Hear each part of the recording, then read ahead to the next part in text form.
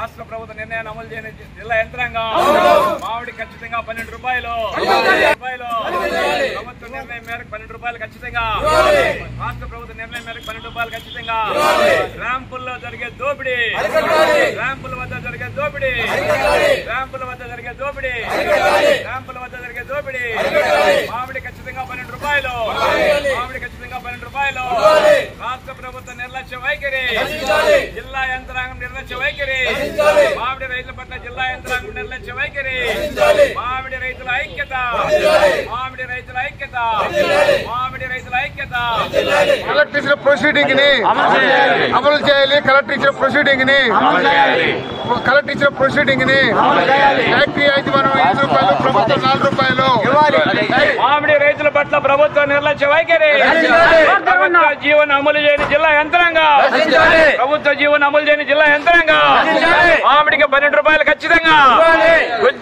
రైతులుగా మేము ప్రభుత్వాన్ని డిమాండ్ చేస్తున్నది, మీరిచ్చిన ప్రొసీడింగ్ ఆర్డర్ ప్రకారము ఏ ఫ్యాక్టరీ యాజమాన్యం కొనుగోలు చేయలేదో, ఏ ఫ్యాక్టరీ యాజమాన్యం 8 రూపాయలు డబ్బులు ఇవ్వలేదో ఆ ఫ్యాక్టరీలన్నీ కూడా సీజ్ చేసి వాళ్ళ పలుపులు కూడా సీజ్ చేసి కఠినమైన వైఖరి తీసుకోమని చెప్పి మేము రైతుల తరఫున డిమాండ్ చేస్తున్నాం. ఫ్యాక్టరీ కొనలేదు కాబట్టి రైతుల దగ్గర ఉన్నటువంటి మామిడికాయ ఏమింటి వేసుకొని ఇన్ని టన్నులు ఫలానా అత్తంది ఉంది, దాని ప్రకారం మీరు ఇచ్చే 4 రూపాయలైనా గవర్నమెంట్ ఇచ్చే 4 రూపాయలైనా ఇస్తే రైతులు ఏదో ఓదార్చుకొని ఉంటారు.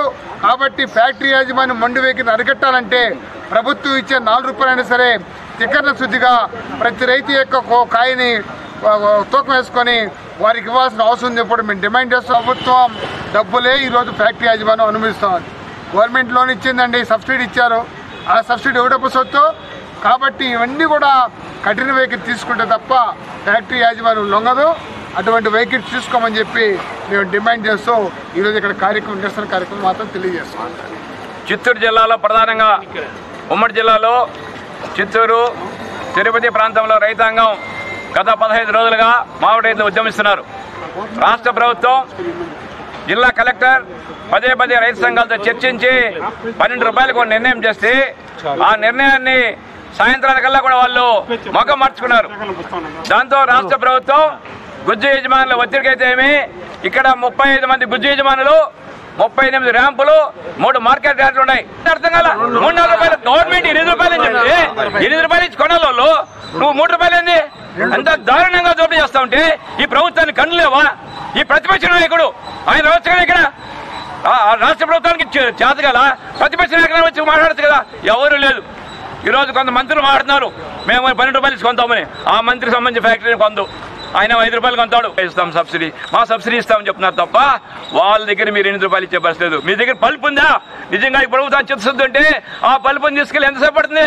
ఎన్ని ఆలయాలు ఉన్నాయి, ఎన్ని అంగన్వాడీలు ఉన్నాయి, ఇక్కడ ఎన్ని ప్రభుత్వం లేదా, టీటీడీ డబ్బు లేదా, ప్రభుత్వానికి డబ్బు లేదా? వాళ్ళపైన చిత్తశుద్ధి, వాళ్ళ చిత్తశుద్ధి 4 రూపాయలకి ఇస్తున్నావే. ఇది కూడా కొనే ఇల్లుగా అప్పుడు తెలుస్తుంది నిజంగా వాళ్ళు ఇస్తారు ఎవరని.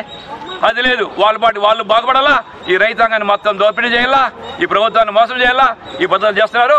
కనీసం ఈ ప్రభుత్వం చిత్తశుద్ధి ఉండి ఇప్పటికైనా అమలు చేయకపోతే మేము ఊరుకుండే సమస్యలా ర్యాంపుల దగ్గర కూడా 8 రూపాయలు ఇచ్చుకోవాల్సింది, ప్రతి ఫ్యాక్టరీ కూడా 8 రూపాయలు ఇవ్వాల్సింది, ప్రతి ఫ్యాక్టరీ కూడా ర్యాంప్ కూడా బోర్డు పెట్టాలా. బోర్డు పెట్టించే బాధ్యత ప్రభుత్వంది. ఈ పోలీసులు అడిపోయి ప్రమాణం చెప్పినాక ఈడొచ్చి రైతు సంఘం ధర్నా చేస్తారు, ఇంటికి వస్తారు పోలీసులు 10 మంది. అడిపోయి ఏమి చేస్తారు మీరు ప్రభుత్వానికి ఊడిగం చేస్తున్నారా? ఎవరికి ఊడిగం చేస్తారు మీరు? పోలీసులు అని ప్రభుత్వం కానీ. కాబట్టి ఈ ప్రభుత్వం బాధ్యత, పోలీసులది బాధ్యత, అందరిది బాధ్యత. ఖచ్చితంగా అమలు చేయకపోతే సోమవారం అంటే ఇక్కడ అన్ని మొత్తం ఈ యొక్క జీవో ప్రతులు అన్ని దగ్ధం చేస్తాం, ఆఫీసు ముట్టడిస్తాం, ఆఫీసులో పని చేయనేమో, కలెక్టర్ని కూడా పని చేయనేమో. సోమవారం పైన సీరియస్గా ఉంటుంది మా ఉద్యమం అని చెప్పి ఈ సందర్భంగా హెచ్చరిస్తున్నాం.